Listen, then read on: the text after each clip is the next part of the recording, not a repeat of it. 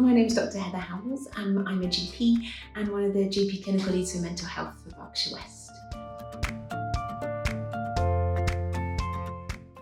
I wanted to talk to you today because it's Mental Health Awareness Week, and the theme for this year's Mental Health Awareness Week is anxiety.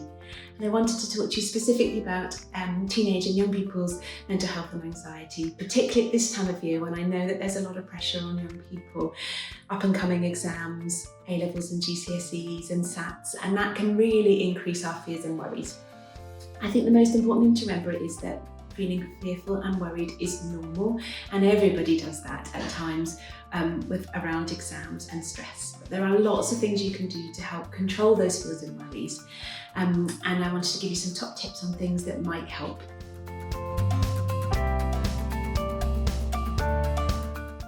So some of the things that might help include breathing exercises, and there's a really good breathing technique that you could use if you're feeling acutely stressed and in the moment. And I tend to use a breathing exercise called the 4-7-8 breathing exercise. With that, you breathe in through your nose for a count of 4, hold your breath for a count of 7, and then breathe out through your mouth for a count of 8. And trying to do that for 3 or 4 breaths can sometimes just stop that acute distress and feeling of stress. There are lots of other breathing techniques out there, and relaxation techniques and mindfulness, and you can find those on various websites that might be able to help you. One of the other important things to help with anxiety is good sleep and eating well. So around the time of exams, when you might be worrying that you should be up studying late into the night, I think it's really important to try and set a good bedtime routine, to switch off and rest. And we know one of the things that really helps sleep is trying to avoid social media, phones and screens for about an hour before bedtime. That blue light from screens often affects our sleep and our ability to sleep well. So trying to relax, read a book, have a warm bath before bed can make a big difference to your sleep.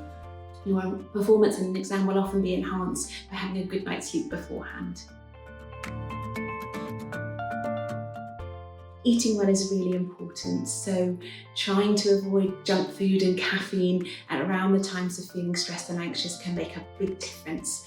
Trying to eat healthily, trying to have some breakfast before an exam might be helpful, although I know that's difficult, particularly if you're feeling a bit anxious with some knots in your tummy.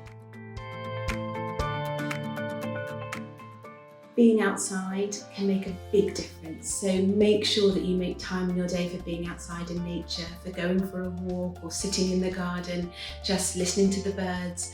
That can make a big difference to your mental health and improve anxiety and stress.